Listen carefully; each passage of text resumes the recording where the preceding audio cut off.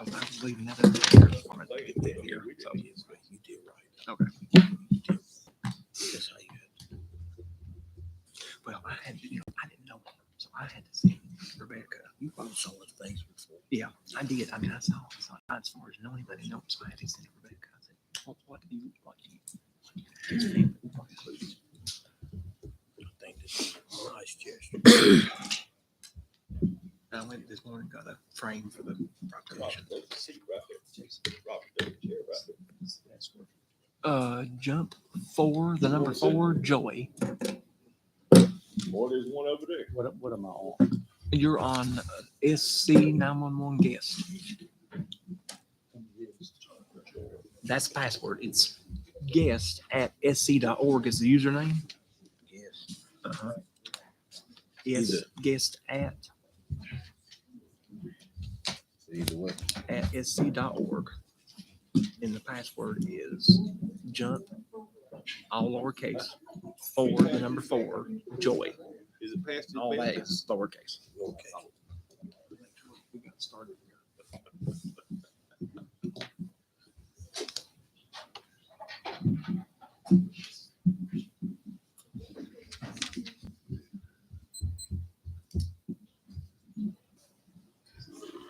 Ain't nobody to be here tonight. We got a full house. Yeah. But because the school board's meeting tonight too, so that's why I figured. Yeah, they're over there. Somewhere. Oh, there they are. Streaming.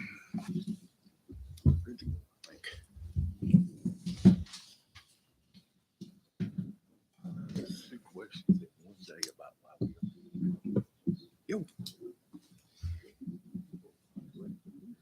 That's what I think at the lake. 65%. I don't know. I don't have an answer. Two, because here. Oh, yeah, well, no.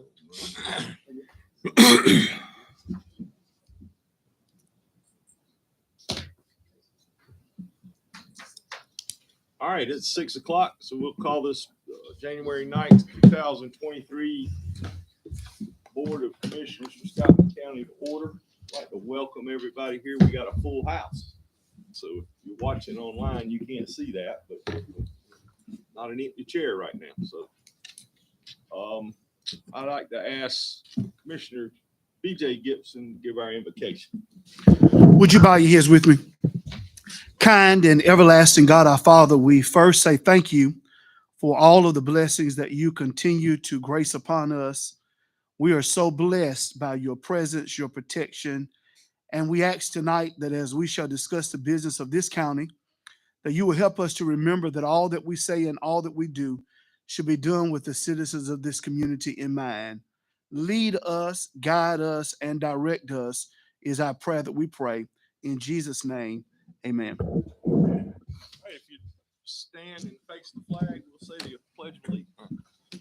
I pledge allegiance to the flag of the United States of America and to the republic for which it stands, one nation, under God, indivisible, with liberty and justice for all. We come to the time in our agenda for the public forum. Mr. Clark, nobody signed up, Jason, for the public forum? Nobody? Is anyone here that would like to take 3 minutes to address the board? Seeing none, and I skipped an item of an approval of the agenda. If we have a motion for that. So move. Second. Been properly moved and seconded. All in favor? Aye. Aye. Any opposed? Motion carries. Did the public forum, I skipped. So, consent agenda. We have a motion. Any questions on that, or anybody can make a motion? Motion to approve. Second. We have a motion and a second. All in favor? Aye. Aye. Any opposed? Motion carries. All right. Moving right along. We're proclamation for Lieutenant Reggie McFadden. I guess I'm gonna do that.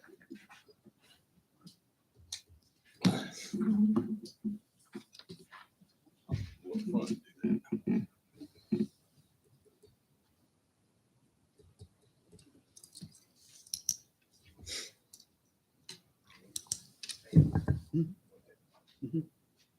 His family like to join, at least his. There you go. Come on up. Anybody want to, if you don't want to. And this is a proclamation for Lieutenant James Reginald Reggie McFadder, the Sheriff's Department. Whereas James Reginald Reggie McFadder was born on November 30th, 1965 and grew up in Scotland County and graduated from Scotland High School in 1984. And whereas Lieutenant McFadder entered the United States Army from 1985 to 1988 and returned home to Scotland County to be a productive member of the workforce, working for a number of years at West Point Stevens in Waverly. And whereas Lieutenant McFadder found his passion in public safety, working first at the Richmond Correctional Institution and joining the Scotland County Detention Center in 2010. And whereas Lieutenant McFadder took his oath as the deputy sheriff in 2014 and moved through the ranks to the rank of lieutenant due to his work ethic and dedication. And whereas Lieutenant McFadder married Amy Ellis on August 18, 1990, and together raised their sons and daughters, Reggie Jr., Isaiah, Iquana, and Kimma. And whereas Lieutenant McFadder was a faithful member of Fletcher Bay Missionary Baptist Church, and served as the usher trustee and had a strong relationship with his church family. And whereas Lieutenant James Reginald Reggie McFadder passed away on December 1st, 2022, leaving behind his wife, 2 sons, and 2 daughters. Parents James and Buell McFadder, siblings, and a host of aunts, uncles, cousins, nieces, nephews, and friends supported him. And whereas the Sheriff of Scotland County has asked that the service weapon of Lieutenant McFadder be retired.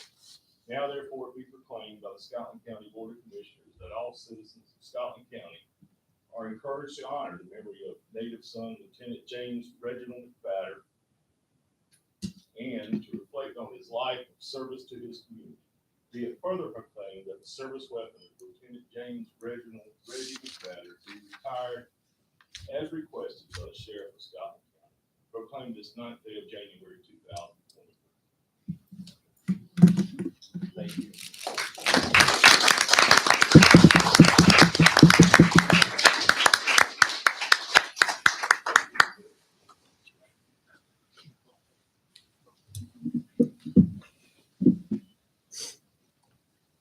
You want to bring the sheriff up?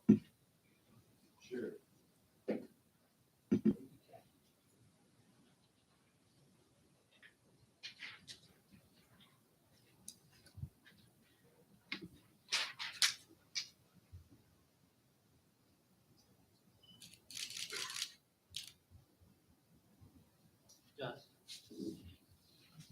Now I'm gonna ask, Chief, I still call him Chief, Robert Malloy.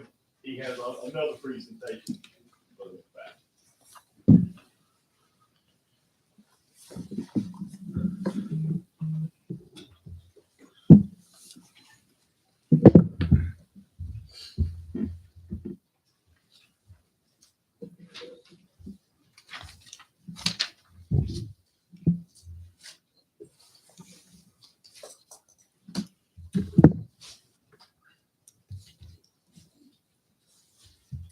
As most of you know or may not know, the weapon that we carry is not what we honor in law enforcement. It's the badge that we carry that we honor in law enforcement. And I decided about 25 years ago when they were calling us pigs and all kinds of names, to do something that will honor the officer carrying the badge and the badge itself. And I put together this process where the form, the badge, is put on the officer's badge. that he carry along with his photograph. In this case, we have a patch for the sheriff's department and also the sheriff's name at the time the badge being made. And to let you know what that poem says, it is entitled A Badge.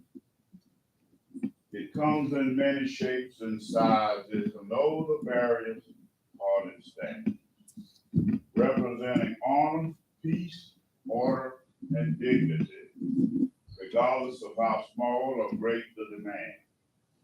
It is awake all night and all day, for it can never sleep. It must be alert, willing, and able to protect the strong as well as the weak. It shows no prejudice to any. It sees no color, race, nor creed, for its justice stands for all, and its true bearer is a rare breed. It has no fear of danger and will move when it is called. Many have tried to conquer it, yet its strength has survived them all. It has been worn by many and has caused much grief to some. Others have fallen honoring it, yet other barriers still willing to come. So let the bearer of the badge beware of the enormous burden it represents. And don't tarnish it in any way, for the badge and its true bearer of God sent. Amen. Amen. Amen. Amen.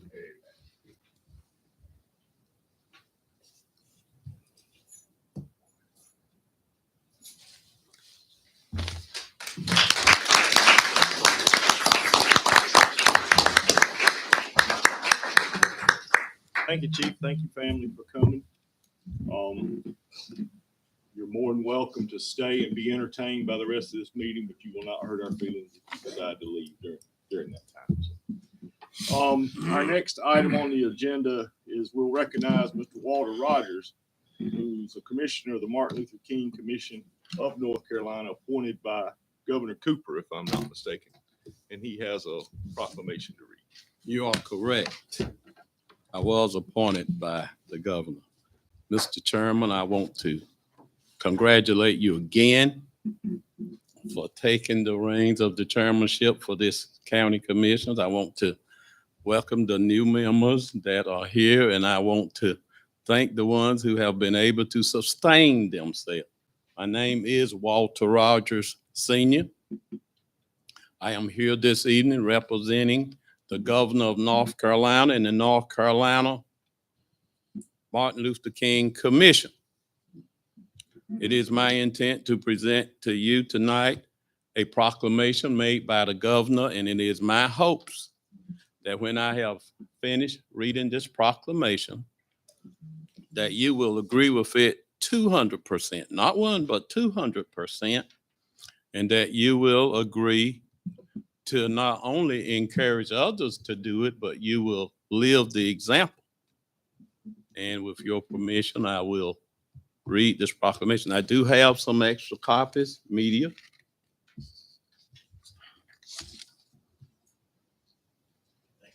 Yes, sir. Whereas the Reverend Dr. Martin Luther King Jr. devoted his life to advancing social justice, affirming human rights, and unifying communities. And whereas the life and works of Dr. Martin Luther King Jr. continues to inspire millions of North Carolinians and Americans to help others in their communities. And whereas in 1994, the United States Congress designated the Martin Luther King Jr. Day holiday as a National Day of Service, charging the corporations for donation and community services with leading this effort. And whereas the Dr. Martin Luther King Jr. Day of Service offers an opportunity for Americans to give back to their communities while making an ongoing commitment to serve throughout the year. And whereas North Carolina residents are encouraged to volunteer during the Dr. Martin Luther King Jr. Day of Service on January 16th and beyond to continue Dr. King's legacy. There are countless in-person and virtual volunteer opportunities for adults, families, and youth. And whereas the North Carolina Martin Luther King Jr. Commission was established by the General Assembly in 1993 to further the awareness and understanding of Dr. King's legacy, the commission encourages people to commemorate the fundamental importance of freedom in our lives with a bell ringing ceremony on Dr. Martin Luther King's Day, a tradition inspired by Dr. King's wife, Mrs. Coretta Scott King.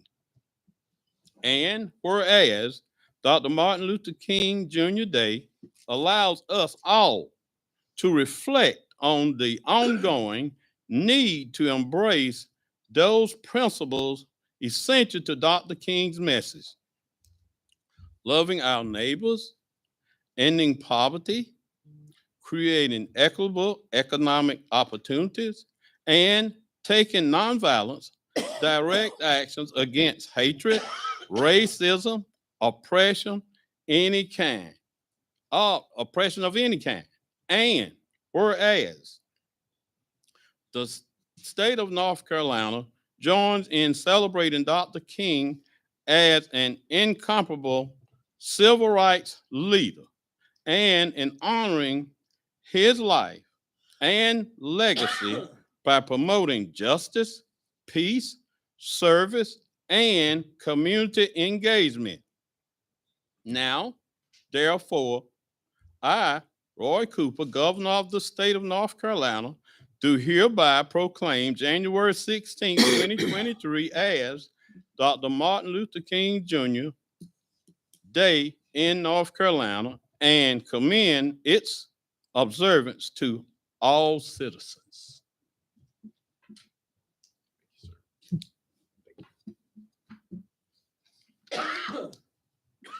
Anybody would like to make a motion to make that, how would word that, adopt that proclamation? So moved. A second. And a second motion on it. All in favor? Aye. Any opposed? Motion carries. I'll get it back to Rob. Thank Thank you. Thank you. Before we leave that line item, I want to talk about, just tell everybody up here about the dinner this Saturday night, 6 o'clock. 6 o'clock at the Highlands, and the county has purchased a table for that. Yeah, 8 tickets. Huh? 8 tickets. 8 tickets. So we do have, if you plan to attend, I guess See Kevin Jason will or have Adam. or Jason or Adam about it and let them know to get them. So we have a table. So all right, thank you. All right, next we'll talk about the Southeastern Community Action Partnership. Dr. Whitaker, I know who is here. She's somewhere. I saw her.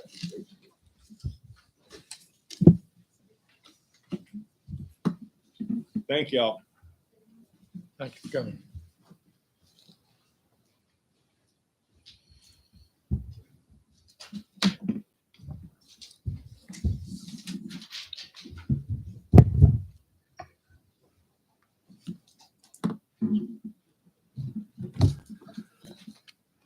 Good evening. Good to see all of you all. I'm very proud that we were able to witness those two presentations. I do not know that the family of the lieutenant, but I'm happy I was able to witness that. So thank you for having us here. My name is Dr. Erica Jones Whitaker, and I am the CEO of Southeastern Community Action Partnership. And I was kind of counting back. I've been here for 9 years. I can't believe it, but 9 years. And I know that we were here recently, when Tiffany, in October, to make a presentation to you all about the elementary school, and also the land. And so I think there was a call for us to kind of expand on that. So that's what we're here to do. So if you already don't know who SCAP is and what we do, I think they explained that last time, but Southeastern Community Action Partnership is part of a larger network. There are over 900 community action agencies around the US, and we are one of them.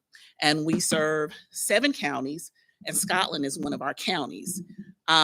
We have a Head Start program in your county.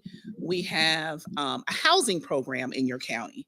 And so we also have a food and nutrition program that's directly related with Head Start in your county. So one of the things that we do, or primarily what we do, is to study the underlying issues of families and children as it relates to poverty. Okay, so we do a lot of different studies. We offer programs related to housing, related to education, economic opportunities, and living environments. And so that's what we're here to talk about today. Next slide, please. I've already talked about the programs that we have. We have Head Start, the Community Services Block Grant, which is a family empowerment self-sufficiency program, and the Housing Choice Voucher. Many of you are familiar with that program specifically. For Scotland County alone, we provide $4.8 million in resources to your county. And so that's to your residents that are here in the county with these particular programs. Next slide. Okay, so here are our interests. This is what we would like to do, and this is what we foresee. We'd like to bring some stability, even more stability, if you will, to Scotland County in that particular area. We've been around, we've been doing this for 55 years, and we don't plan on going anywhere. For those of you that are still here and that you've been in this community for quite some time, you know that there is a huge need for the services that we offer, particularly in this county. So we've had conversations about a possible donation of land by the I. Ellis Johnson Elementary School, which is adjacent to our Head Start Center. And if you all have not been out there, what you can see is that we just put a huge modular out there. And don't be too concerned about it. I know it looks like there's just a bunch of clutter right there, but we are in the process of moving the old Head Start Center and paving that area. So you see the big building there, that's where the children will move into that area. Because of the pandemic and because of COVID, there have been so many delays with getting supplies and, getting the land where we're moving the other center. So don't worry, we are cleaning up that little block there. But our organization is strong. We have grown instrumentally, and for those of you, many people just know us from the spectrum of the county that we're in, but we are nationally recognized as an organization that has grown and developed. So what we'd like to do, we really would like to, with that land, build affordable housing. Okay, so currently we lease up, if you all are familiar with Greenfield Apartments. Okay, we lease up 48 units, all of the units at Greenfield Apartments. So that by itself lets you know how stable we are. There is a lack of affordable housing in Scotland County. And I'll let Tiffany take it from here. I think I took part of her presentation. I'll let her take it from here. I'm sorry. It's okay. You did, Dr. Whitaker. I'm Tiffany Anthony. I am the housing director. So our offices are here in Laurinburg. And like Dr. Whitaker said, there is a need for affordable housing, and we currently provide the project-based vouchers for the Greenfield Apartments. And we can allocate another 10% of our vouchers, which is 441. We have a total of 441 vouchers allocated for Scotland County. So we can allocate another 10% of our vouchers to a particular project. That's where our affordable housing component for that area of land could be used to develop or build affordable housing. Some of our interests for this donation of land, if we receive it, is to be even more available in that area. So we will want to house our offices there, along with our CSBG program, Head Start, and of course, Section 8. We want to be able to build partnerships with the agencies that are here, and maybe get some additional buy-in from other sources that will be beneficial to our Scotland County residents. Go ahead. Yeah, and it's our understanding that there is some forward motion with community organizations that are already moving into the school. And it's right in line with what we do. So we'd like to say that that would be a one-stop shop for the residents of Scotland County. If we were able to move into the building again, like Ms. Anthony said, we would have our community services block grant housed there, our housing program there, and maybe even a couple of staff members from our our Head Start program. As we began to talk about this, one of the things that we did is that we began to work with UNC Chapel Hill. We found a professor there that just loves to do this kind of thing. And so she kind of did a study on the area and what the needs are. And at the top of the list is affordable housing.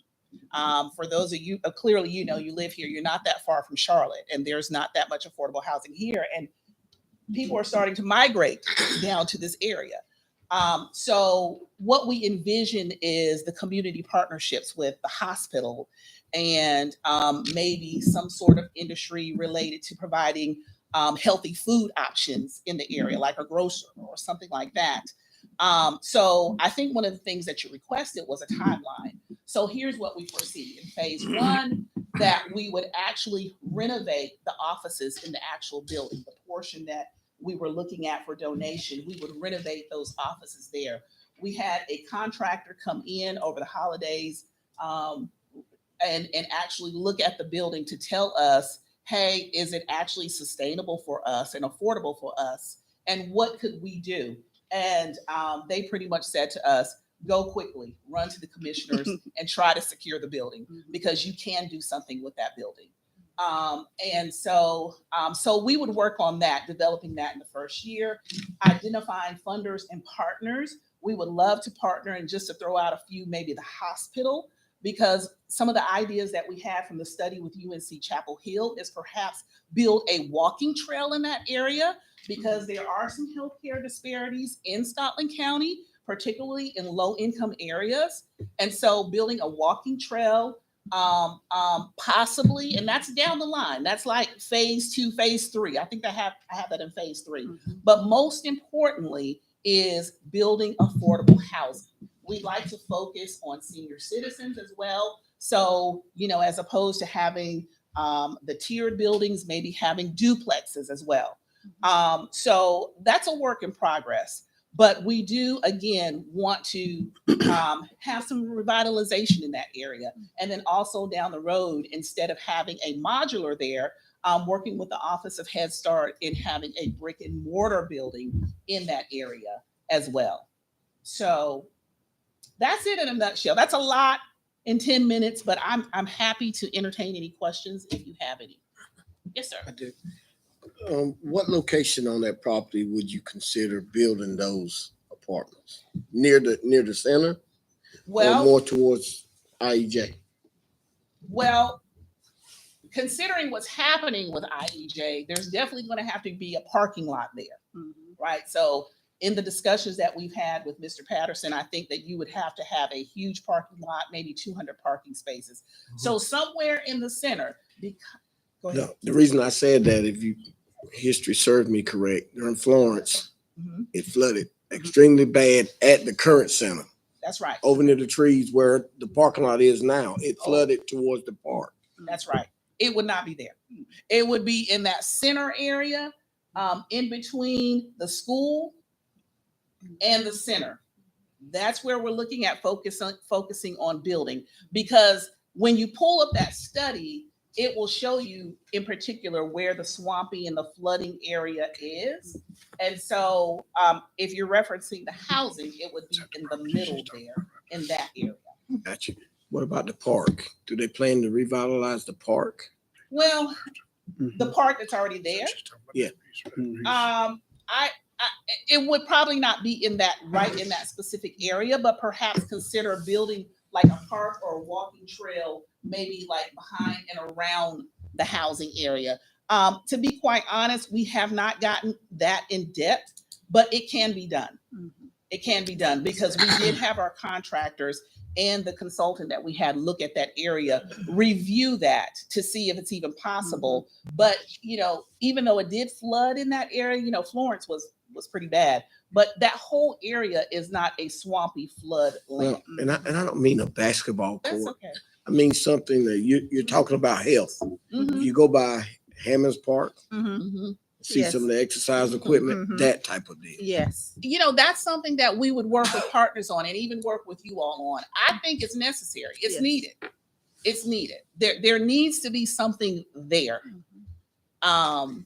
There needs to be something there just to bring a little revitalization to that particular area. So that's something, I don't know if there's anybody in the hospital here, but this is a great time. But, hospitals are in on that. Mhm. I don't know if this one is, but I'm happy to talk to whomever. But it is a major collaboration between the county and the hospital to build those types of parks, to encourage wellness. And now we're on this whole bit of mental health, and that's something that our agency caters to in particular. So I would love to talk more about that. Dr. Whitaker, let me say, go ahead, Mr. Austin. Go ahead. Dr. Whitaker, I think I was one of the ringleaders of wanting you to come and address us. The question I had was, we are very interested in donating the land. Mhm.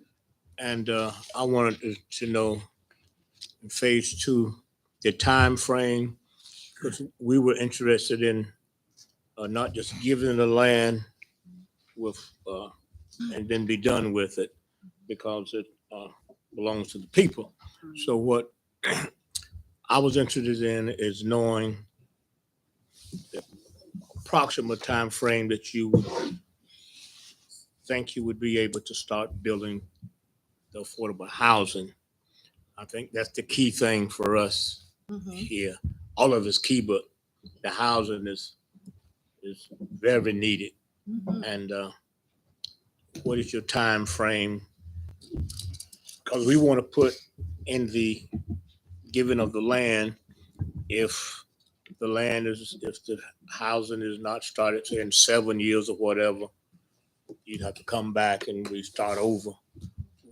So, Well, I have a very general timeline here, which says 7 years from start to finish, and that includes the building include process. Yes, Oh. sir. That includes the building process because, and I'm just speaking in forward motion, as soon as you all approve it, then we will get started. But now, is that talking about? Have an overhead. not There's 2 sections there. There's the part that's the school and the Mhm. field, and then there's the 4.5 acres Mhm. that's back beside the Head Start. So is that plan based on that 4.5 or additional of that? That's the addition. Additional. Okay, so there would have to be more than just Yes. the Yes. 4.5. What we talked about, because we've been on site several times, is talking about up to approximately 10 acres of the open space. Mhm. And that would still allow for our parking lot. That would allow for any other outside improvements that the county wanted to do, as well as, and this would take some interesting easement, as well as basically the annex building, Mhm.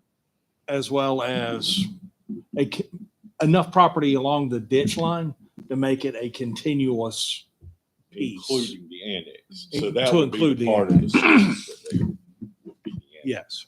So it'd be probably a reasonably bizarre looking Yeah, but land it could be piece, but done, yes. Is the annex part of the property that we're thinking about donating? That's what we're trying to. Okay.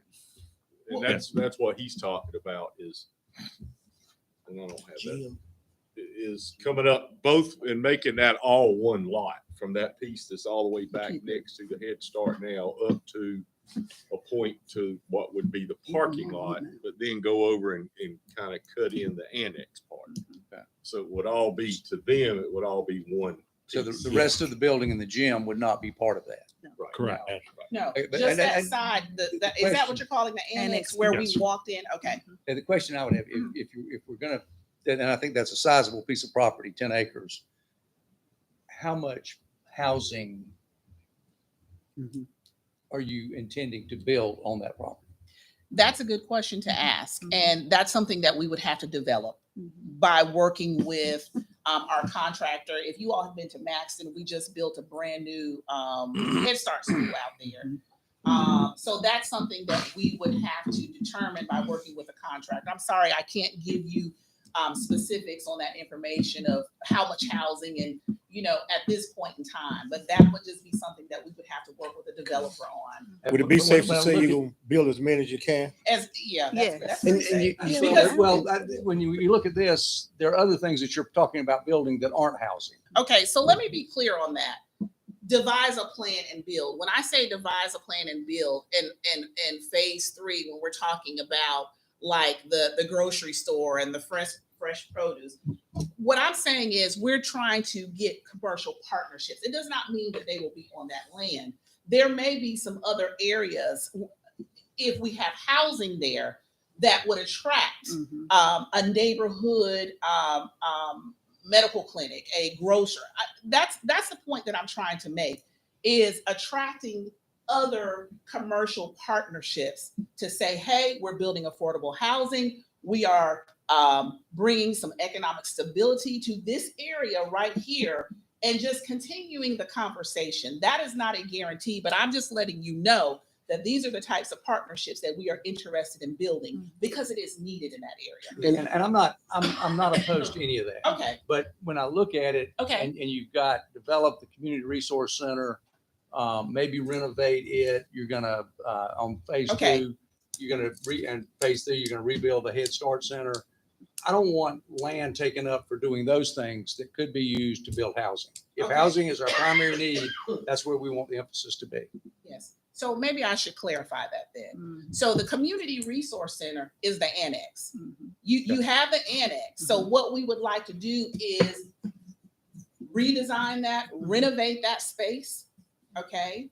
And that would be the community resource center. We're going to take it upon ourselves to have offices there, but also do things with our community services block program, where maybe someone in the community would need to come and work on a resume, or they need some career counseling, or a career closet, all those things. So that annex is already there. Yes. So that's what that community resource center would be. When we talk about the Head Start Center, it's there. We have a Head Start Center there. So to reemphasize what we down the road, not necessarily within that 7 years, but we would like to look at moving that modular that is there. There's a huge modular. There's 2 out there, actually. There's a small one that we were using. We're moving that out of there. Then there's a huge modular, and placing a brick school in that community. Again, revitalizing that area and giving the children in that community, they need to see it. They need to have a vision, and they need to see it. And so we want to provide that for the children in that community. So that's what I'm saying. Okay. It's already there. The space is already there. So you won't be using, you don't need any land for that. No, sir. We would use the land that's there, because what's happening with the Office of Head Start in Washington, D.C., they're saying no more modulars, because where are we? We just talked about it, in a disaster area. They will last maybe 10 years. And so it's a waste of, not a waste, but federal dollars building something that doesn't necessarily last. So that's my vision, like to build a brick and mortar school. Go back to you, Chairman. Do you plan to get us some type of drawing to kind of show where this Yes. stuff is going to take place? That's what I was wondering. Do you have any kind of plans whatsoever We don't have that we plans could look because- at? We don't have plans because for this presentation, we were asked to give you a general presentation, but we can work on that too. I would like to see a set of plans. And I think that's kind of what brought this conversation up last time.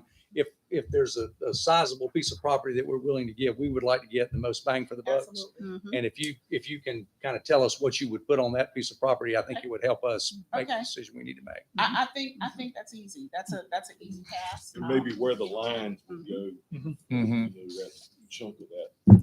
And would these be apartments or would they be like individual housing? It could be apartments. I kind of visualize maybe a garden style similar to Stony Creek. Because our focus is senior citizens for that area. Again, we have the vouchers, meaning we have the funding to lease up another 48 unit complex. So again, like That's right. Greenfield is 48 units. All of our vouchers are allocated through our project-based voucher program to that unit, to that complex, and it stays with the complex. So regardless of the tenant, that voucher is there providing that funding for that complex. Our recommendation, or what we would like to do, is do that for a same thing for that area, is to develop at least 48 units, because we can pretty much use our vouchers to fund that site. And because you already know, you have two Mhm. housing authorities. You have a Yes. housing authority, then you have us. So that's part of the dilemma, is that you have two that are kind of competing for the same affordable housing or low income housing. So what happens is we're allocated, because of your need here, a certain amount of vouchers, but we're not always able to fulfill them because there's a lack of housing. Yes. So we have we're trying to help resolve that. That's why we want as much housing on that property as you can Yes. possibly. Yeah. Exactly. Okay. Yeah, and That's that's our what will desire. happen. And so that's no problem. I actually think it's a good idea for you to see a plan. Of course, we know that those those plans are made. You all know they're made, and then sometimes they're modified. But we can just give you a really Yeah. real sketch of Well, what we're looking at. I know some of our seniors will be happy to hear that. I know. Yes. I know. I know. Yeah, and I don't, cause, I want to get it going here. Yeah. But, you know, if we could get like an overhead of that with the property line, and then I guess attorneys and surveyors would have to be involved in defining that line and all, but all that is the minutia. But I mean, we Yeah. got to have that minutia addressed. So, And if the area is how it's zoned, I really don't know that. Well, You can that's tell the me, other- is We'll it verify all residential, commercial, is it all residential or commercial? But we can talk through that. But you asked me for a sketch of a kind of a schematic of what we do. Mhm. We can do that, and we'll come back. And then maybe send it in advance, so you can take a peep at it. that's the thing. I would send it in advance and let us. Yeah, we take can it. do that. So maybe in the February meeting, we could put this in action to take care of and move on. Yeah, let's see how soon we can get that done. Working with our Well, architect, but and- we'll plan Dirt for it. here. And also, if the board is comfortable with the concept at this point in time of the annex and approximately up to 10 acres, that way they can work with their architects to actually develop a conceptual site plan. And that starts their year one development. Well, So they can go ahead and at least start on, are you saying that we would take a vote on that or just a consensus on it? Because I don't know that we could do it until we have that line. Right? at this point in time, not taking action on actually transferring the property, but a consensus or a vote on, yes, this is the direction we want to go. They may only need 8 acres to fulfill their goal, or they may need 12, but some of that would be dependent on how the architect designs it. And, if they do patio homes and apartments, or so some of this will take time for an architect to develop. It'll take a minute, so I can't necessarily say that we'll be back in February, but I can commit to working on that and getting back to you for sure. So until we have your approval, as he's saying, Mr. Patterson is saying, the phase 1, I know that you all are working on the surrounding areas. That part will be on hold, but we would like to have all of it considered. Right. Yeah, instead of like approving this part and then approve, Right. Do we have anything for the agreement in writing yet? We do not. And that's one thing, once we get consensus in, if the board tells us that's not the interest we're going in, or if you say, yes, this is absolutely it, that gives us time to work with Dr. Whitaker, go through, get the architects, come up with a more formal plan, which they will need to go approach HUD also. And then we can actually go off and also develop, we can bring in a surveyor for the property, define exactly how we're going to do that, and start answering the additional questions that we're going to have to. So get that rolling. What do we need to do tonight? So we just need to take a consensus on Yes, that everybody would be in agreement to move forward with that without taking a vote to actually do it until we get the final. But at least they have in hand, that's our consensus, that's what we're gonna do. Does anybody disagree with that? Praying that everything, Oh, I Paying agree. that. Let's start rolling. Start rolling. Start rolling. That's the awful word. All right, then that's what the consensus of the board will be for that. I think each time we've talked about it, we're in favor of what we think you have the ability to do. We just want to make sure that it's sufficient housing for what we're going to invest in it. I think that's absolutely fair and reasonable, and we'll do it. We'll take care of it. Yes. Thank y'all. Thank you you so very much. much. Appreciate it. Thank you. Happy New Year. Same deal. All right, we're moving on to Mr. Chris Ward from Focus Broadband about the fiber switch out at the landfill. Good evening. It's been a little over a year. My name's Chris Ward. I'm Director of Business Development at Focus Broadband. This is my counterpart, Ryan Hill. It was actually back December 13th of 2021 when I stood before most of you commissioners. It's nice to meet some of you newer ones to ask for a resolution in support of a $32 million project we had going before the United States Department of Agriculture for a broadband grant that would cover parts of Robinson and Scotland County. We just found out in September, actually September the 22nd, that we were awarded that grant. It's a $32.5 million project. $26.4 million of that is in grant funds. The rest will come from our company. As a part of this process, we now have to select areas throughout Robinson and Scotland County where we place fiber optic switches, and those switches serve an area that may be 20 or 25 square miles in area. When we designed our application and sent that to the USDA, they had already pre-selected areas that engineers said these are areas where you need to put switches. Part of that was going to different landowners throughout Robinson and Scotland County and deciding where we can get land to do these things. Just so happened, Scotland County owns some land at the landfill. I think it's landfill for construction waste. It may be yard waste. So working with your manager, Mr. Patterson, I also spoke to Mr. Bryant Higgins. He met me at the county landfill, looked at the areas that you're looking at right now. This is actually on top of the landfill, looking down back toward what's the current way house. Mr. Higgins told me about his plans and what he looks to do at the county landfill. So he basically selected that area. You can see that it's adjacent to the existing gate. We would have our own gate where it wouldn't interfere with anything that the county's doing if we had to come in and do work after hours or whatever after the landfill's closed. That's a 60 by 60 square foot area. And what we're asking the Board of Commissioners tonight for is basically approving a title. And the legal term is a pertinent easement that runs with the land to give us access to that area 60 by 60 foot in perpetuity to place a fiber optic switch that will serve thousands of addresses within that area.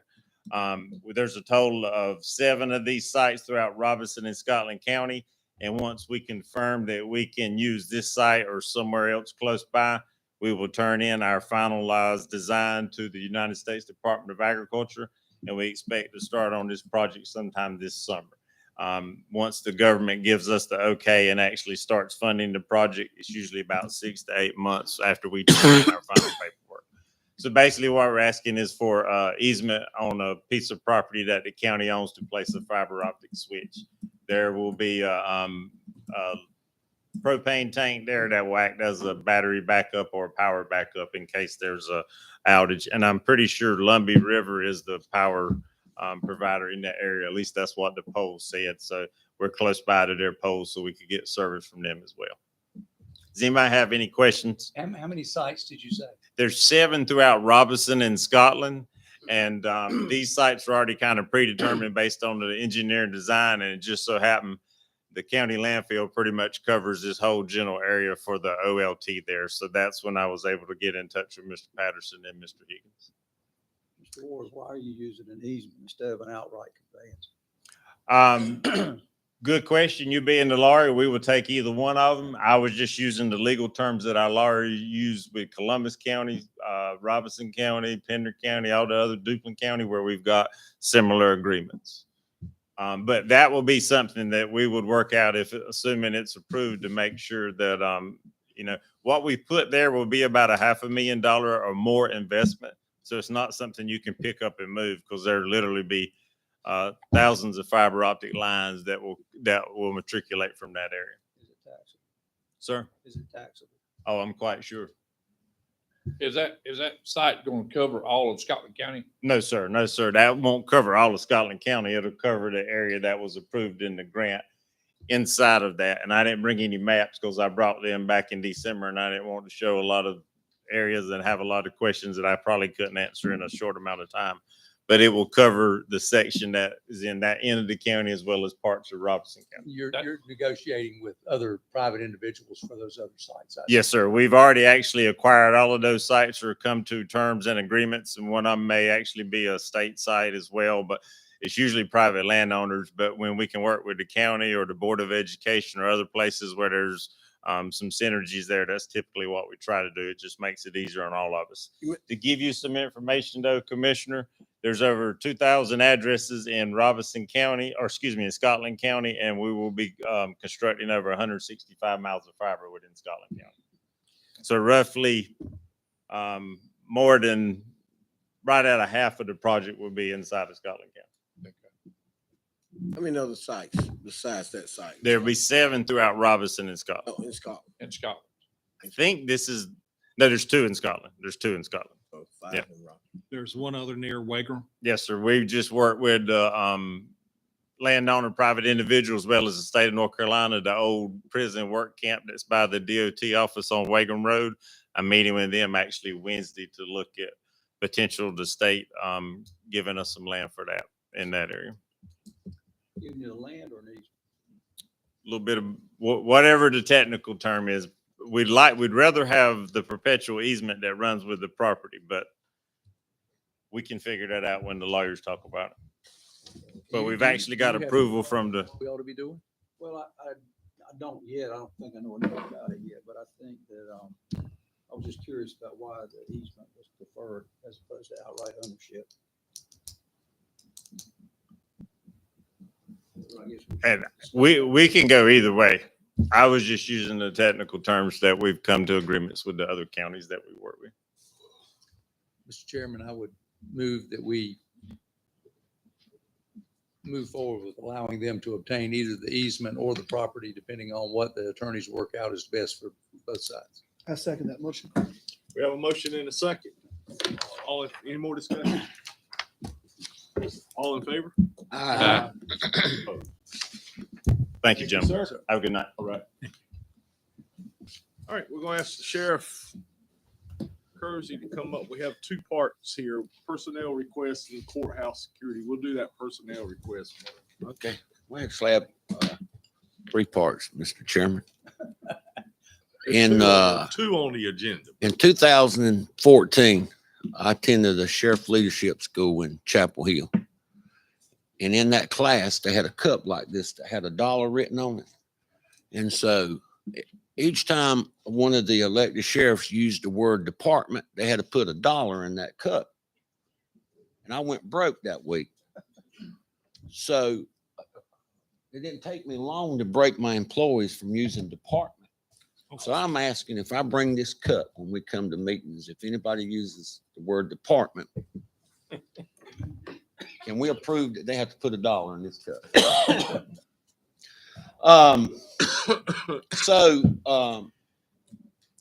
Back in 2016, I came before the board and I had to be reminded.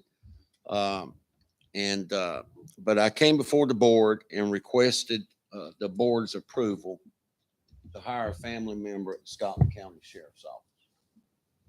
And it was approved. When that particular person came into office, they were customer service answering the phone. And here we are 8 years later, and she's an SBI agent in North Carolina. We've had huge success with not just hiring family members, not just mine. I've hired one, but we have others that are currently working, and they're related, daughter, mother. And so I'm asking for your approval to hire a family member who will, if approved, she will take a position at the Scotland County Detention Center. Chief, we know what it's like to have family member or family members working for us. It can be a good thing, it can be a bad thing, but it's worked out very well for us, and we need solid people with clean backgrounds, and especially if they already have an associate or 4-year degree. We need to make a motion on that. All right, so we have a motion to approve. I'll second it. Second. We got a second. Any discussion? Who motioned? John made. the John motion. made a motion. Okay, thank you. Thank you. Discussion. All in favor? Aye. Any opposed? Carries. The other concern on here is about courthouse security. When I first came here in 1996 as a trooper transferred in, there were several concerns I had then, and it dealt with the hallways of the courthouse. And one of them was the door to the magistrate's office was always left unlocked, but yet it had a place mounted there for you to swipe your card just like you would at some of the other places, those that had cards. So one of the first things we did, it didn't make a lot of sense if you brought somebody into the magistrate's office and you were processing them, and then or if people came into the magistrate's office and they come there to see the magistrate for whatever it may be, and then they had access to the rest of the courthouse, and they could, if they were planning on being in court the following Monday morning, easy go to the bathroom, put a firearm in there, show up on Monday morning, walk through the scanners, domestic violence, and just go back to the bathroom. That happened on the memo that went out. The door was locked. And though with security systems, it's only as good as the officers. We teach, retired chief knows, we preach it all the time, officer safety, officer safety. So we started securing the door where you could not go through there, but a female was brought in by an agency. The female asked to go to the bathroom. She was allowed. She was given access. She went into the doors, went to the bathroom, and she was never searched by the police officer when they brought her in. She hid the firearm in the trash can inside the women's bathroom, and the next morning the custodian found it. That's how south it can go if we don't do our part. So we're fixing to place a wand there at the magistrate's office, so that anytime anybody, before they go into the other part of the courthouse, whether it's daytime or night, that officer has something that they can wand them in case they missed it during the frisk or whatever it may be. But that's still not enough. We're securing all the doors at the courthouse. It's going to cause some problems. I've already been hearing about it not being able to come through a side door, but that's just the way it's got to be. Everybody come through the front. One of the issues we have is if public defenders are bringing somebody over, they bring their clients with them and they come through the side door. DA may be down there and they go out to see a witness. They go out to the magistrate's office and they bring a witness in and they come through the magistrate's door, not through the scanner. So we're securing them all. They'll still be able to go out, but they won't be able to come in, except if you're law enforcement or you're actually the DA or the judge. And we've had judges to walk them in. And it's just not a good thing when you're talking officer safety and courtroom safety. The minute that firearm ended up in that trash can, guess whose fault it became? Mine. And I wasn't even there when it happened. If it hadn't been for the security system cameras, we would have never known because nobody would have admitted to it. It would have been easily to find out. You go back and see who brought them in. But on this particular night, there was more than one officer, more than two officers. There were three officers with that female, and she was allowed to go to the bathroom by herself. So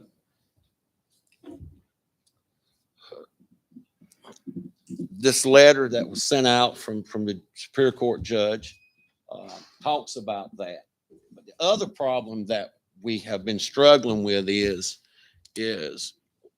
we no longer have one court a week. We don't have one court each day a week. We don't have one court each day a week with 50 or 60 people in there. We are averaging 3 to 4 courts a week. Superior Court, domestic violence, district, child support,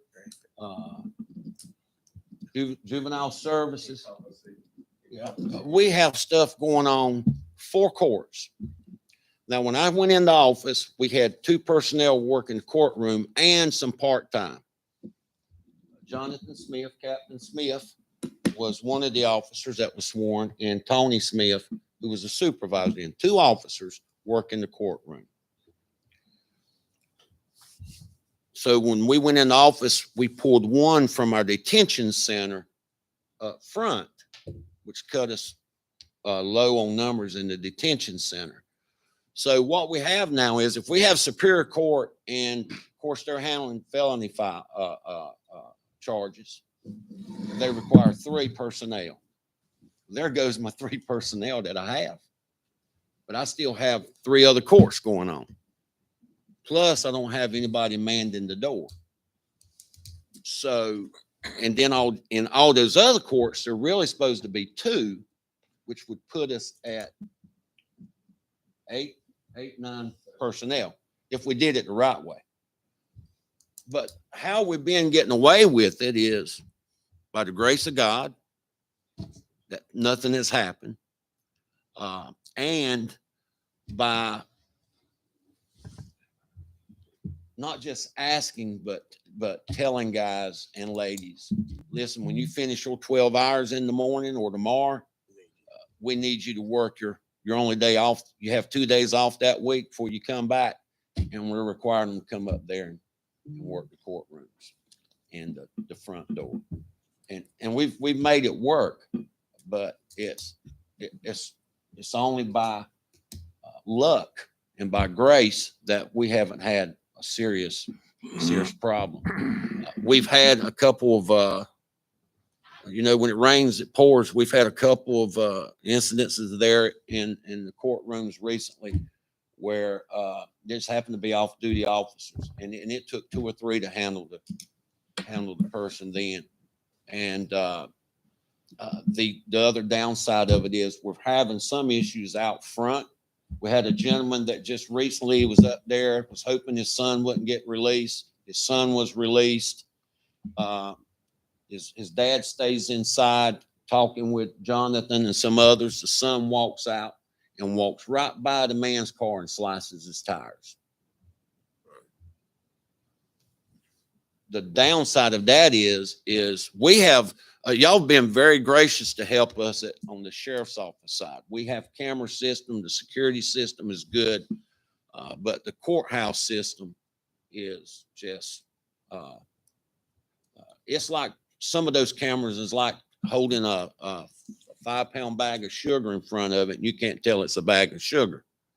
And so we're not catching a lot when stuff are going down in that area. So Mr. McCrae's here. He's familiar with it really well, and Captain Captain Smith. They know more about the courthouse part of it. I just tell when the phone calls are coming to me. So you're requesting a security system. I'm assuming you have a number on that, and then how many people? We would 2 would help. I would love for one of them to be certified, the more certified officers we have. Even with that, we would still have to manage with some on their days off, or when there's, maybe when there's not so many courts going. The security system itself, I think we can kind of offset the price some. We're still waiting on Gill's Security Service to come back with that price. We just recently upgraded our cameras in the jail to audio, so we could hear what the prisoners or the inmates were saying when an altercation or prior to an altercation. You know, you can watch them move all the time, but you can't read lips. And so our system, it went down. They told us the cameras were bad. We bought new cameras. All of a sudden, the old cameras popped up, which were not that old camera. So I think we probably can use those in the interior part of the courthouse because they're not that old, and just worry about the exterior cameras. And what we're planning on doing is switching everything to Gill's Security Service. They handle our jail side now, and we've had very good service out of them. Not so much with the other service that's been there probably since the sheriff's office. How much we're talking on salary and what benefit package and all that? Well, I think Susan, she's probably back there typing now. So. Oh, I didn't see her. She's behind Philip. I think a deputy one is somewhere around 36 now. Yeah. If it was a deputy one, 35, It would 36. be about 36 or 37 salary. Yeah. Fringe, you have to add about 28 to 30%. Right. And then So about 50,000. and then the detention officer is probably about 34, 33, 34, I think, the detention When officer. the sheriff, let me ask you, you say you're calling deputies in that were off of work? All the time. How much overtime you think you Yes. reckon up? Well, I had one officer just this week to pull, started on Tuesday, started on Monday, worked 3 hours. I have 2 transport officers. We've been pulling 1 transport officer to the courtroom up front. That 1 transport officer running those IVCs. In 4 days, she worked 65 hours. Okay. All right. Let's cut to the chase then. What do you need? What do you need? You say you need 2?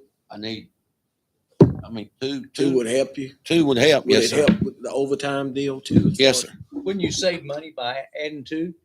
Would I save money? Yeah, Well, that's what I'm overtime. wondering. That's what I'm getting at. Will you save money just in the overtime? Would you save money, with just cutting the overtime out? Well, I mean, would there be enough there to almost pay for another officer well, if you cut the overtime out? that, when we talk about just those 2 transports, and I've been using one of them in the jail. I mean, I've been using one of them at the front of the courthouse.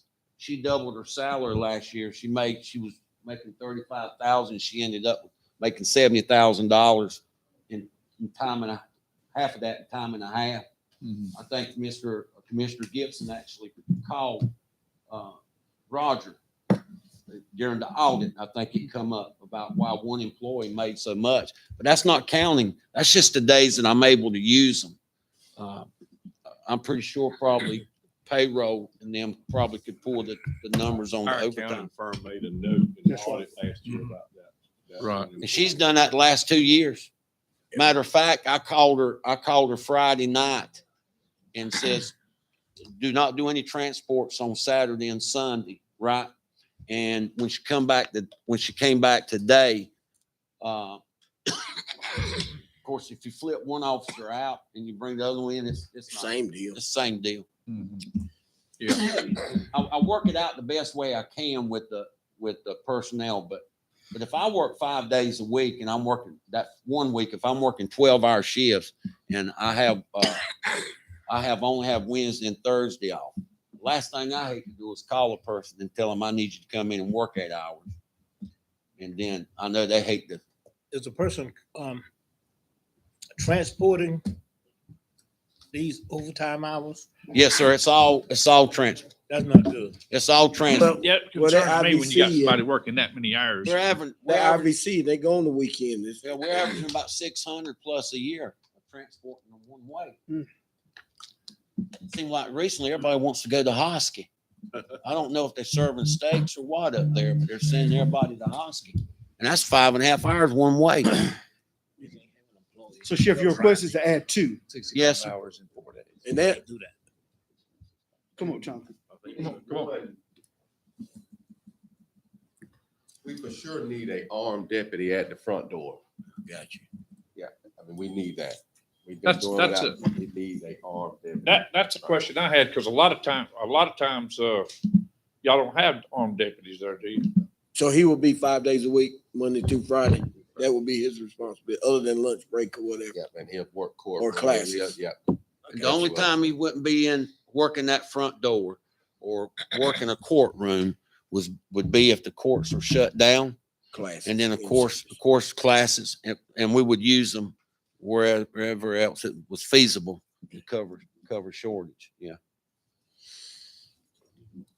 Okay, I make the motion that we accept the request from the sheriff to add 2 personnel to his office, not department, to his office to help him with these security issues and, offset some of this overtime that we're paying. and not to amend your budget before a second, is that something we would have to amend as our budget, or do we need to do a motion, or? That would be a budget amendment, and we can actually process the budget amendment as a consent agenda item next, Go in the ahead. next meeting. I just want to make sure that was clear. It would be $112,495 for 1 deputy, 1 and 1 jailer.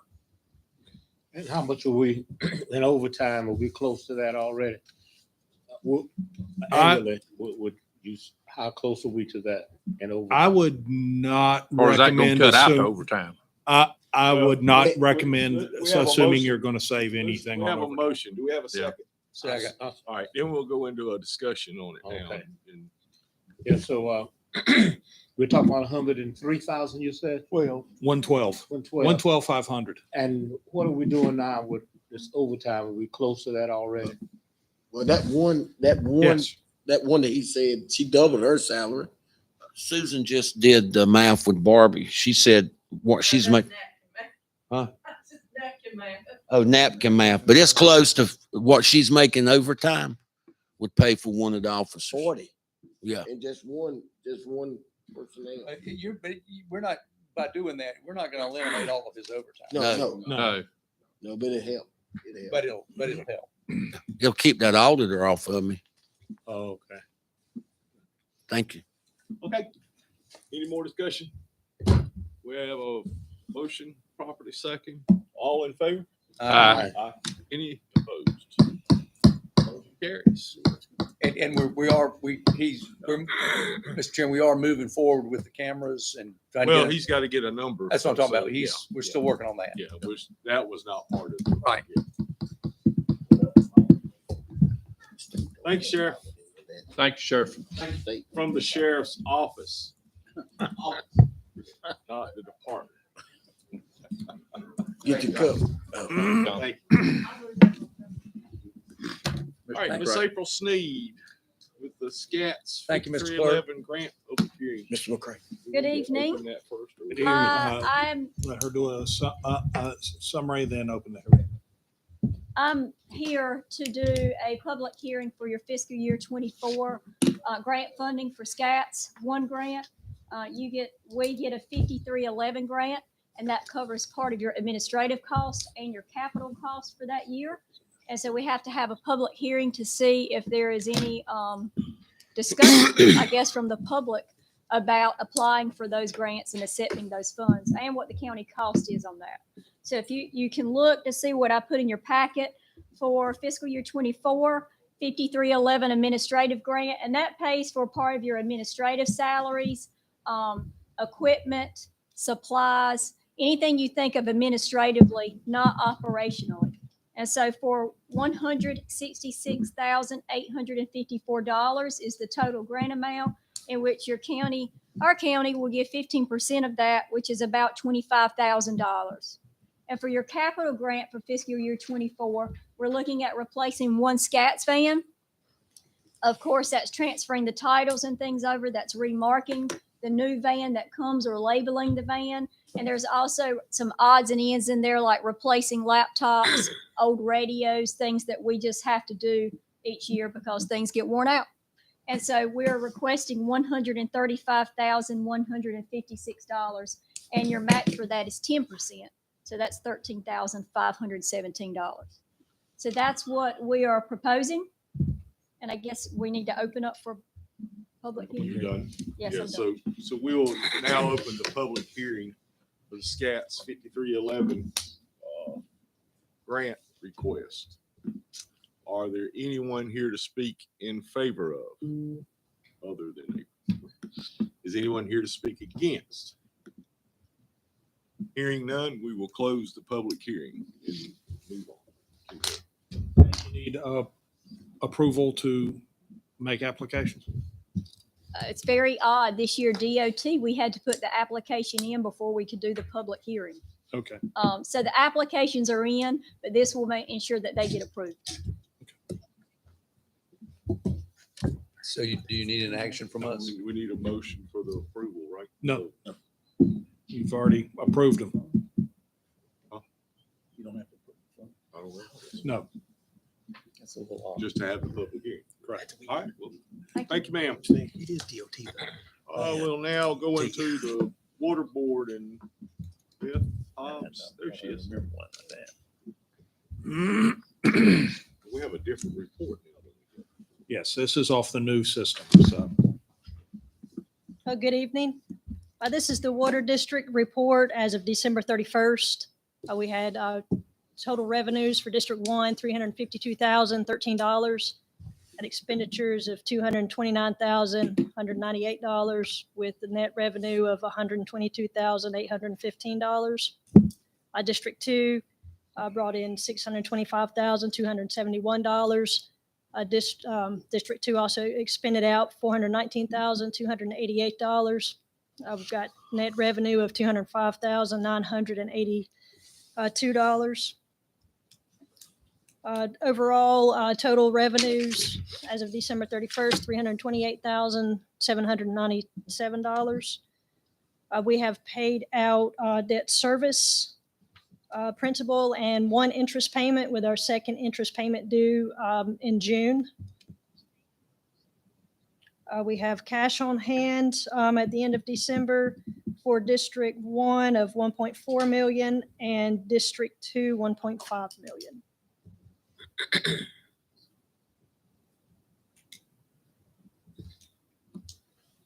So $3 million.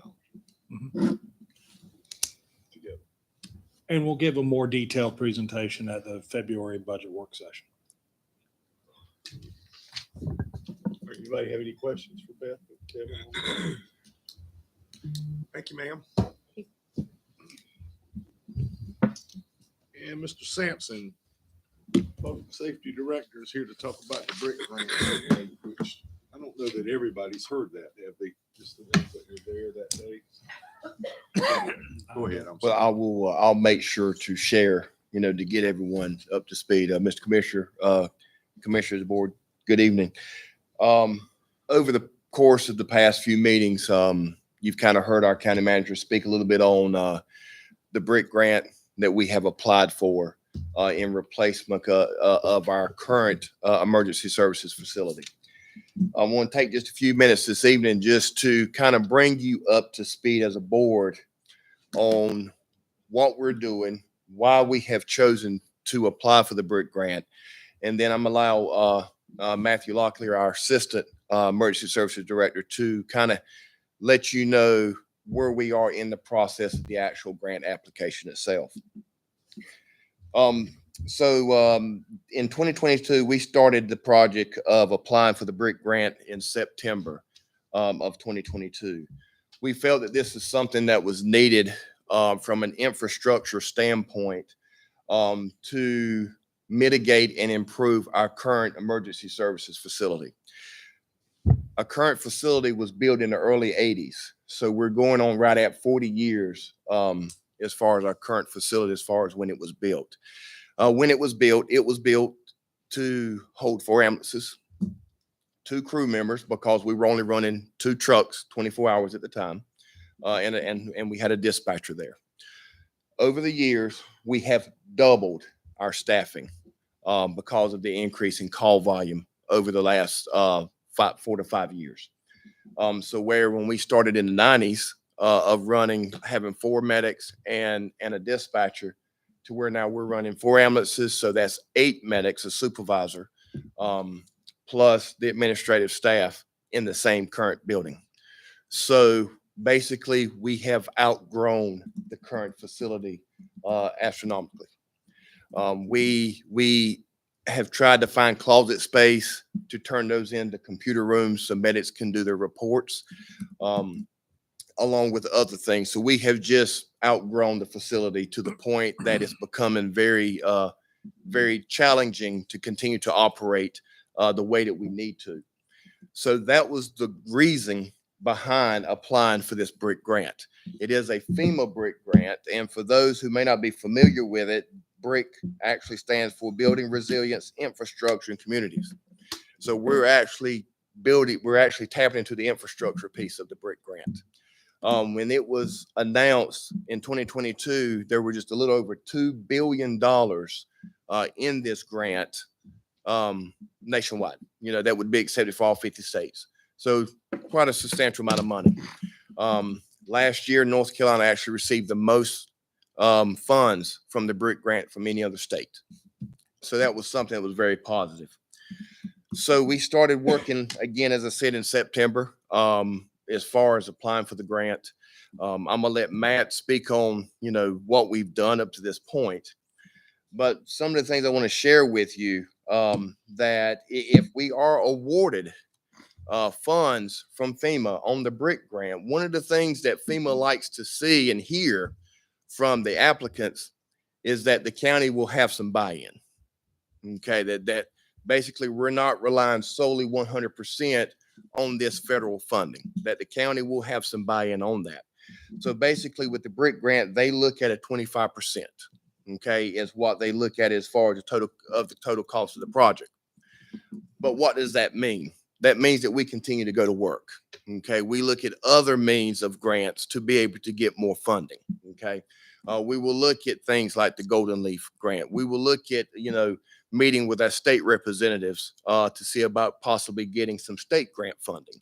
Okay, so we're not going to stop just at the FEMA level. We will continue at the state level as well to try to see about getting extra funding. But we're very excited about where we are. We did apply for this grant last year. And of course, we did not get past the first phase of it. But this year, we are very excited of where we are. We're this close. So, you know, we've reached out. We got to the point in the grant to where really we were above our head. Okay. You really got to know this stuff. And it was because there was starting to be a lot of challenges. So we were able to go ahead and get some outside assistance with us that has knowledge on this to really help us clean up things and really make our application look good. So we're feeling really good about that. So I'm gonna just step aside and let Matt come up and really talk and explain to you about the process, because I think that's just as important to know what we've done and what the next steps are. Well, there's been 4 phases of this BRIC grant that we've made it through thus far. The first stage was our letter of interest. We had to apply to North Carolina's FEMA and give them the project that we were looking to mitigate. And this is a mitigation grant, and we're trying to mitigate a building next door that floods every time we get a good rain. We're getting surface water flooding. There hasn't been any catastrophic flooding, but it's only a matter of time. We've got a creek right beside us. The last major hurricanes, that creek rose significantly to where it came within feet of catastrophic flooding. So we're trying to mitigate, and this is a flood mitigation grant, to try and mitigate this facility so that we don't see future flooding. Phase 1 was our letter of interest. We had to apply and show our need and show what we wanted to get out of this grant. and that phase one was approved. FEMA or North Carolina Emergency Management said, hey, this is a good project. We're going to allow you to go to the next step. The next step was actually the beginning of the application process where we were able to input information, provide documents that they were asking for. And there was a grading point at that point where we made it into the third stage. Now we have just completed the fourth stage at the state level and was submitted yesterday. We're waiting to hear something back for the final approval. Once it's approved at this point, if it makes it past this stage yesterday, we will move into the final FEMA approval process. FEMA will actually, the state of North Carolina will submit this application to FEMA for it to be possibly funded.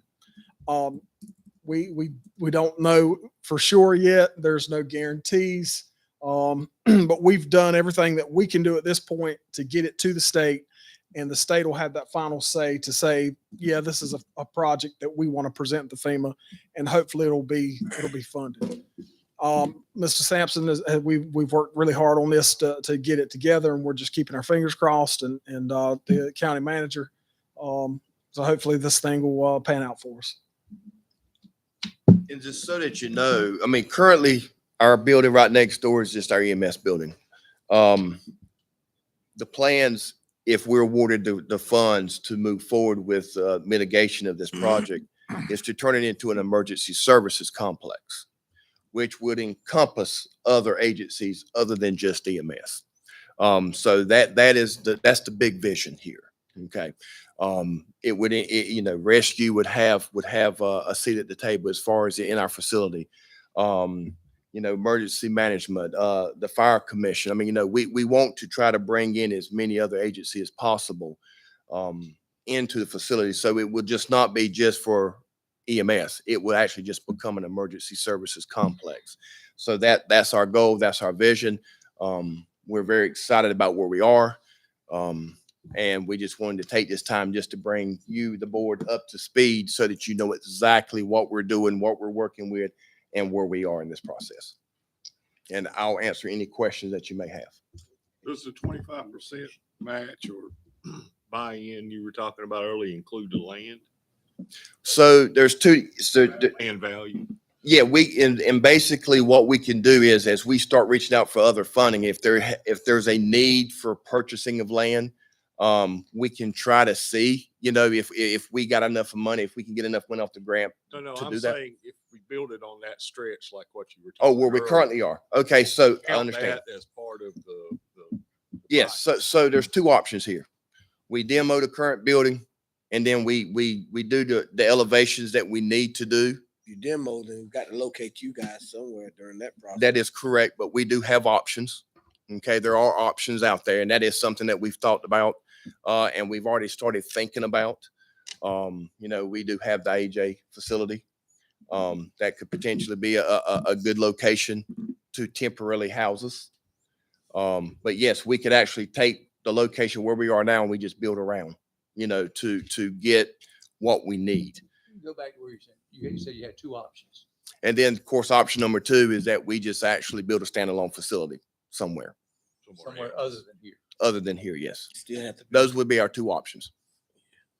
location wise, though, general. Yeah, I mean, I think location, we are in the right location. This is where we need to be. So, you know, but to give the answer to the question, there are two options. You know, we stay where we are and we do what we have to do here, or we build standalone. Is there room to do what you want to do on that piece of property? I think, yes, I think what we could do is basically this building becomes the focal point and we build around it on either side. So I think there's actually some very good options here. Anything else? All right, thank you, All right, sir. thank you. Appreciate it, Robert. I'd like to welcome Reverend Pierce who just came in too. Item 10 and 11, I'm gonna switch because Kevin can do both of his at one time. And ask Miss Deaver to come on up from the health department. Respiratory infection update. Good evening. For those who I haven't met, I'm Scotland County's Health Director, Amanda Deaver. I wanted to give an update on the respiratory infections in our county. RSV and flu numbers peaked at the end of November, and COVID numbers as of January 3rd has put Scotland County at a high community risk level. With the high community risk level and the tridemic of RSV, flu, and COVID, the CDC is now recommending masking while indoors, staying up to date on your flu and COVID boosters, and getting tested if you suspect that you have COVID symptoms or have been exposed. Currently, we have 116 new cases in the county for last week. The positivity rate was 15%. We have 51% of the population that's fully vaccinated, including a booster. And we have 67% that has had at least one dose. We did have one death during the month of December, and last week we had 4 new hospital admissions. We have given out over 9,000 home tests at the health department since we started that. I think it was in July. Does anyone have any questions? Could you about repeat again what the CDC recommendation is? the CDC is recommending, because of the high level, community risk level, that you mask while indoors, stay up to date on your flu and COVID vaccines and boosters, and getting tested if you suspect that you have symptoms or that you have been exposed to COVID.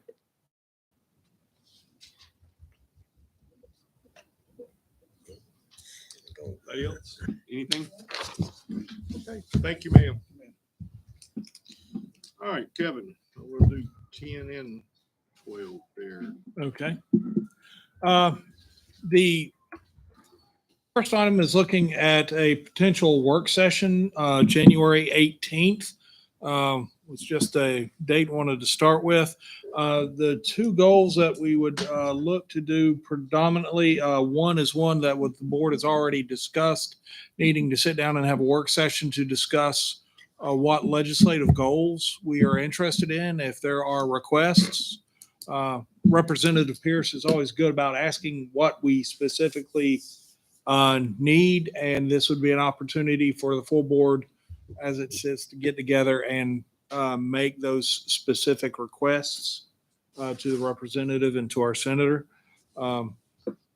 The other thing is we would also have the preliminary results for the salary study presented to the commissioners as well at that meeting. Have you got any other date besides that?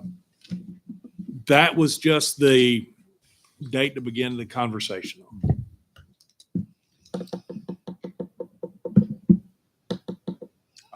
I'm okay with that date, but I mean, I'm also okay if we move it up. So, well, we could move it to the 24th, but for the 24th, but I would have to make sure I'm going because I got a CCAP meeting at 3, so Lumberton. And the 25th, we leave for Raleigh. So I can't do the 18th or the 24th. This month is almost gone, but I do think we need to do it. Representative Pierce is here and can attest. I think the city has already sent their legislative request. So I think the sooner the better, but I can't do the 18th or the 24th. I can do the 19th or 19th is a 20th or 23rd. Yes. That'll be fine for me. 18th gonna be a bad day for me, but that's at Wednesday. But it sounds like 18th is a bad day for half the group. Yeah. Well, I can't do nothing after the 20th. What about the 19th? Can't do nothing after the 20th? Till after the 20th. Till after. Till after the 20th. 23rd. That Monday. That Monday. 23rd works for me. 23rd works for me. Okay. I can make it work. January I've got 23rd. Yeah, I mean, For the meeting we at get a 12. majority of it, folks. If you don't. We start at 9, we can. Well, it's in Lumberton, Canvas TAC meeting, Transportation Advisor. I could also do that remotely. Yeah. So, Can we do 9 o'clock on the 23rd, Mr. Chair? I'm good with that. If everybody's fine with that. Yeah. 9 That's o'clock. good by me. Those are Good for me. 9:30. 9 o'clock on the 9 a.m. 23rd. Nah, Yeah. everybody Long as have you got four. a- At Yeah. At the A.B. Gibson. at AB, not AB Gibson. Covington Street. I mean, Or what did I say? A.B. Gibson. Morgan. We know what you meant. Morgan Center. Morgan Center. Morgan Center. Thanks. That's what I meant. 23rd. We knew that. Y'all are reading my mind. Yep.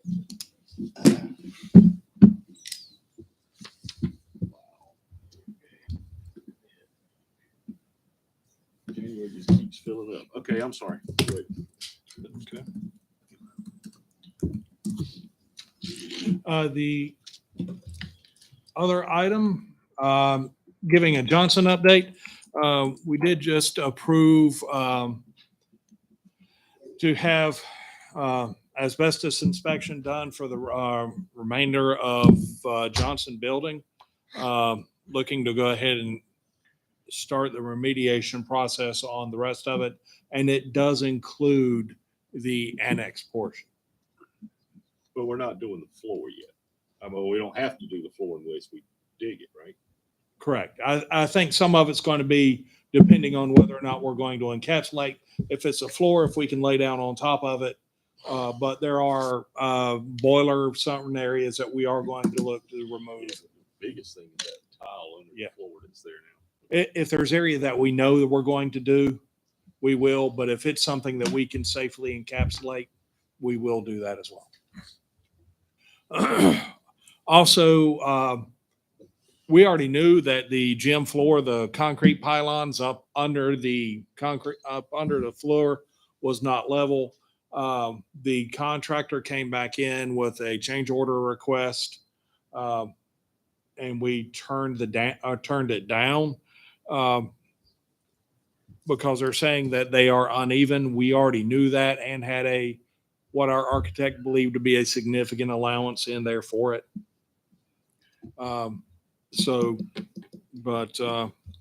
Those are the only significant changes, other than I believe there is a request that we get the committee together sometime. So, Gonna be hard. It'll be in February. Until February, It'll be yeah, February. yeah. January. Okay, that it? that is it. Thank you. All right, next item is boards and committees. Vice Chairman Gibson. Yes, sir. So we have two appointments to make tonight. First is the Library Advisory Board.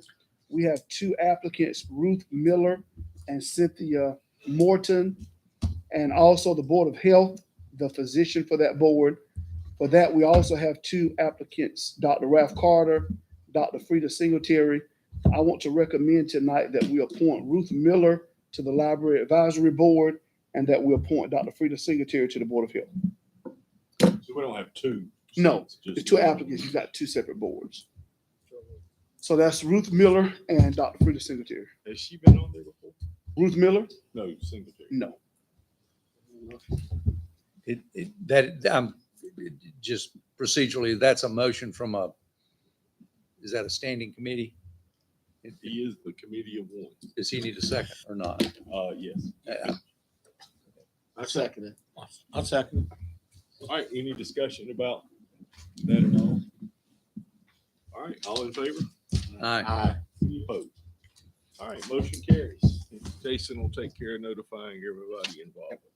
All right, county manager report. All right, three quick things. I did have a call from the state. The second tranche of rescue funds came down last June. Non-entitlement municipalities, which are municipalities or organizations of less than 50,000 population, those funds go to the state, and then the state allocates those out. East Laurinburg still existed in June. So they earned the U.S. Treasury Department considers that those funds were still theirs at that point in time. So the state approached me or asked me just before Christmas if the county would be willing to accept those funds on East Laurinburg's behalf. We submitted documents where their assets were transferred over to us. I said we would be willing to do so. It's approximately $27,000. How much? 27,000. We did have a discussion on how to handle that. The state is currently working with Treasury, as this is new concept, on making sure that any transfer can be done appropriately without risking those funds. The other alternative that Treasury came back with was, well, just allocate that among all the non-entitlement communities, which meant everybody would get a whopping $500. And then they would have to go off and refile all of their filings, which is not worth the time and effort. So at some point in time, we may be bringing a budget amendment, or we'll be bringing a budget amendment back to the board on recovery funds, and it will be increasing that by 27,000 once Treasury and state work out the details. Also with the discussion, it was something I've already been thinking about, but just speaking with the state office that helps with reporting, I did discuss that probably in February, I would be bringing or at a work session, going over a discussion where I would ask the board to basically, we're still under revenue replacement. Basically, I would go off and ask the board to allocate public safety salaries against those dollars. So that means we would spend all $6.7 million by the end of this fiscal year and report that same to the federal government. That means everything that's not already allocated and not already earmarked at that point in time, it becomes general funds. So then the board could then put that in the capital projects funds. So we don't have to keep reporting those dollars back to the federal government. It'll just make it easier for the commissioners to manage. But can we actually use it towards salary? Yes. replacement? Yes, we can. And the state office, they said that was a great idea. As long as we're under $10 million, they actually encourage it. That's exactly what they said we should do with that 27,000. Just report it and then say you spend it all in the sheriff's department and move on. And then what we would probably do with the 27,000 for East Laurinburg is allocate those funds in with the other dollar funds that we've gotten from East Laurinburg that finance is tracking separately so that those funds will still benefit that community.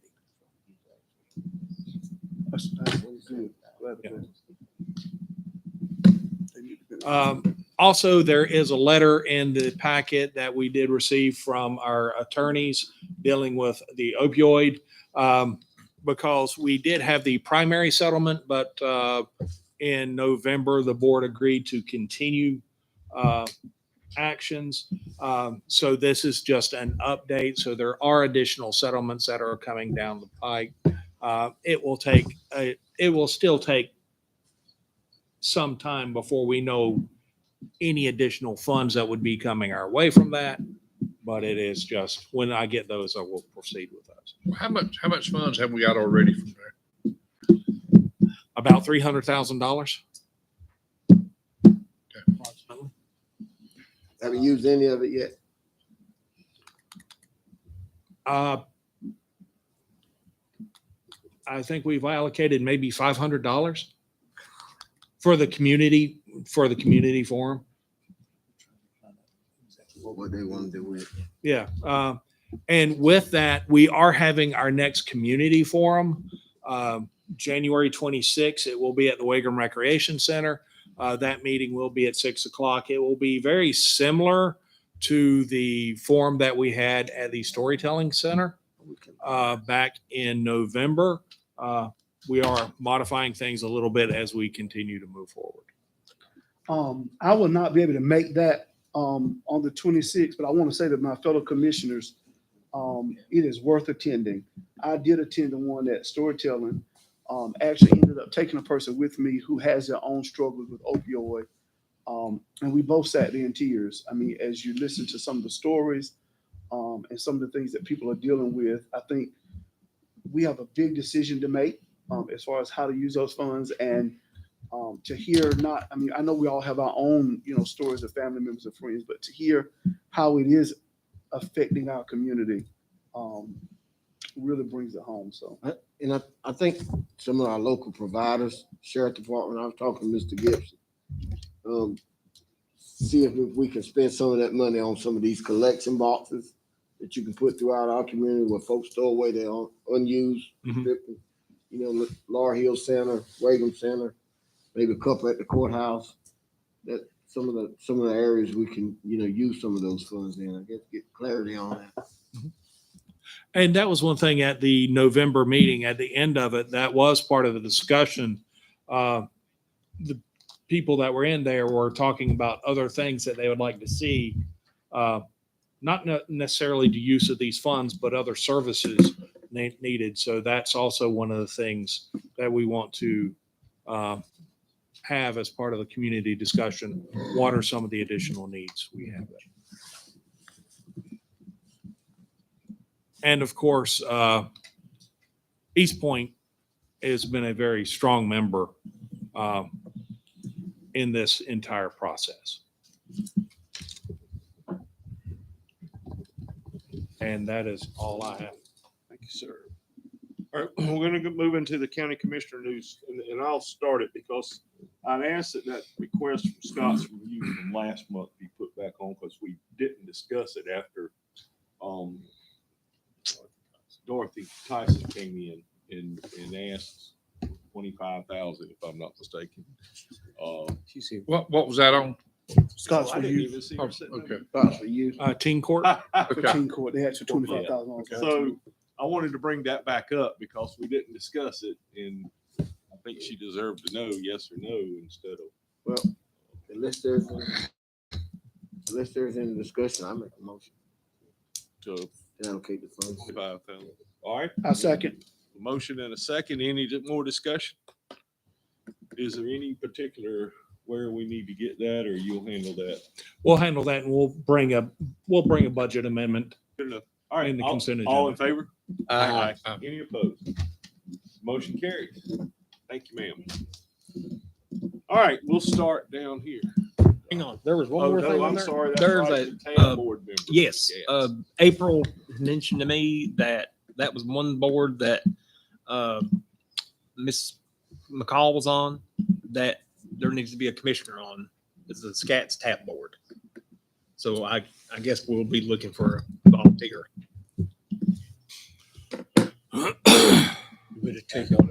I'm sorry, what is it again? It's How the often do they SCATS. meet,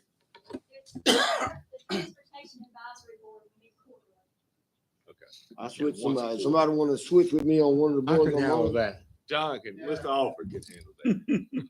I'll make the motion to appoint John Alford to the I Scott. second. TAM. Second, third. Any discussion? All in favor?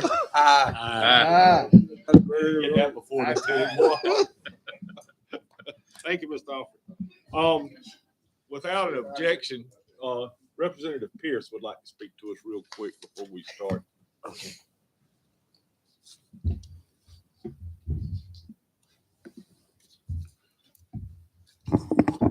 Chair Ivy and Vice Chair Gibson, I'm just delighted to be here tonight. On my way to Raleigh pretty soon, and thank y'all for being prepared to get to your retreat to let us know what some of your needs are. We're going to be realistic this time. I don't think we have as much money, but you never know once we get there and see what's happening. But I do look forward to that request as soon as possible because everybody's going to start talking about it pretty soon, and I know many of them will come from the different counties and cities already with requests in their hands. So I just look forward to being a part of any process and talking with the leadership. And I'm quite sure with Senator Britt that both of us probably can make a difference. I pray that we can make a difference. So I just look forward to it. Just glad to be with the rest of y'all. I meant to recognize y'all too. Glad to see y'all this afternoon. So we just look forward to doing that, Chairman Ivy, and just let us know whatever we can do. Thank you, sir. Quickly as possible. Yes, Okay. we will. That is, I think, the discussion on the 23rd. Thank you. Look forward to helping you. If you need it before that, just fill the check out, and sign it, and we'll take care of it. thank you, Representative. Thank you. Thank you. All right, Commissioner Williams. Well, me and Commissioner Lozelle had the pleasure of going up the Asheville. I do want to say that to our conference with new commissioners. We met a lot of interesting people and we learned a lot. We learned a lot of the do's and don'ts as a commissioner. And I just want to thank Jason for getting us set up to attend that. And it was very knowledgeable to me. You never know it all. You never know it all, but I think we learned quite a bit that way. Absolutely. I attended the JCPC meeting. It went pretty good, just getting back in the flow of it. And I'm now on every committee that you were on, the monitoring committee. Oh, on JCPC, yeah. Yeah. Well, that's only a one time a year thing. So. Yeah, I know. And I'm on Parks and Rec, so. Right. We're meeting tomorrow in the morning. So other than that. Thank you, sir. Yes. Commissioner Gibson. I'm good, sir. Commissioner Alford. I'm good. Commissioner Fazell. I just want to appreciate everybody for being here tonight. Gibson. One thing I have against my desire, we had to cancel our luncheon for staff, and I do want to apologize. I probably had to apologize a million times because people were looking forward to it. Want to suggest the date of February the 2nd as our new date to try and make that happen for our staff. That day is okay with me. You guys check. Anybody opposed to that? 11 to 2, same Yes, time. same time. What day The is that? second, It's on Same location. it's Thursday, It's on Thursday. Same location. same location.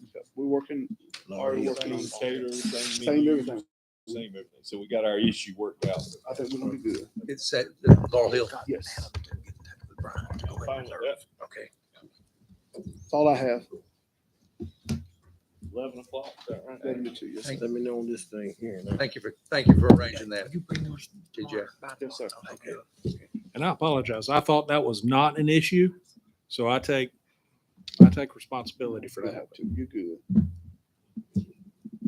Yeah, I want to discuss that here. Anyway,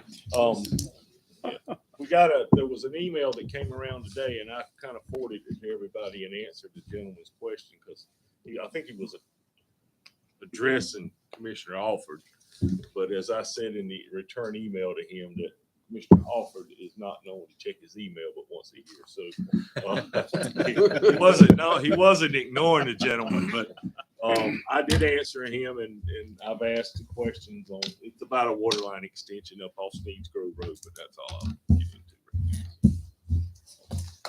All right, so without anything else. You need I to move we adjourn. Recess. Need to recess. Recess until the 23rd. 23rd at 9 At o'clock 9 o'clock at the Morgan Center. at the Morgan Center. I was about to say Gibson Center again. So, Hey, all right.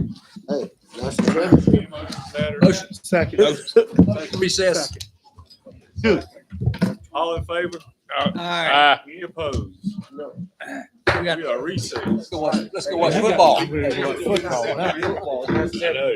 You got 10 minutes. That is important. Oh, I know that, but I didn't see you back there. I did not. he was hiding. But I just wanted to make sure we didn't forget it